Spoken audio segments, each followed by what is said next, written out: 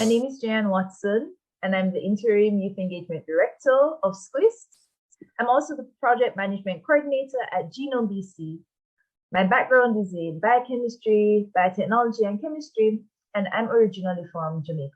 I was in the Cayman Islands at the time, and we were planning to move to Canada. And with such a big move, with a family of 3, I wanted to find a support group, especially one that was related to my professional background, because the first thing that's on your mind when you're moving to a new country is how to get a job. So I went on the internet, looked for science organizations, and I found SCWIST, went through the website, and I was really excited about SCWIST and what it is that they were doing. Applied to be a volunteer, and the rest is history. I think that the program that I'm most excited about in general is our e-mentoring program, because it's a long-term program, 6 weeks, where students are paired with a mentor and they get to gain insight into the opportunities of the STEM field and how it is that you can get there. And this is something that I wish I had when I was younger. Right now, we're also planning for Science Odyssey, which is a national event, and we are planning STEM Explore workshops for Science Odyssey events.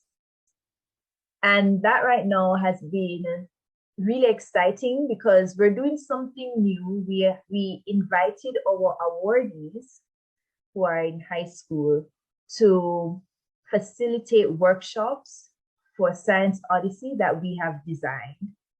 And yeah, that's a new thing. I'm really excited about that. So yeah, that's it right now. Because my principal at the time, while I was in high school, she said, you cannot stop at a bachelor's, you must get a master's at least. And so I had that in my head the entire time. And I thought after my bachelor's that it was the most natural thing to do my master's. But in Jamaica, when you do a research master's degree, you're expected to upgrade to a PhD. You're not expected to stop at the master's, get that, and then apply again for a PhD. You just upgrade to a PhD. And during my master's, what I learned about myself is that I can be independent, because when you're an undergraduate, you have your friends and you have your study group, and they are your support for those 3 to 4 years. But during the master's, I was more on my own, which was a surprise to me, and it took some time for me to get used to. But what helped was leaning onto my mother. She became my rock during my master's.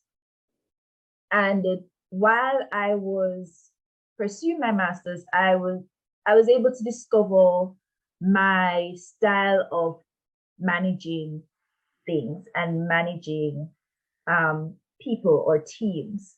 And that was my real taste of who I am as a leader. But one of the decisions that I made during my master's, which I am very happy about, is that I decided that I wasn't going to go with the expectation of upgrading to a PhD, because I really didn't want to do it.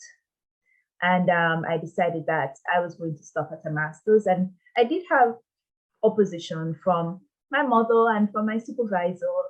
Everyone wanted me to do my PhD, but I just did not understand why I should do it if I wasn't interested in becoming an academic.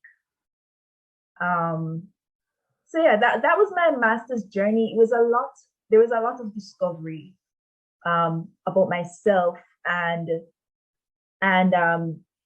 just throwing away that fear of pursuing the unknown. What I'm proud of in terms of my journey is when I decided that I wanted to incorporate project management into it. And I actively pursued that while I was in Cayman. and and this is the result. I'm just very proud of that, of overcoming that fear of, well, what if I don't want to do project management in the end?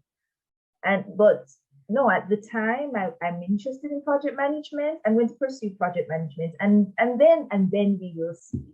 And I'm happy for that. I'm happy that I went with that flow. Explore your interest, whatever it is. Don't be afraid of making the wrong decision, because you have a lot of time to change your mind. This is something that I didn't know when I was younger. So I'm hoping that the future generation embraces this.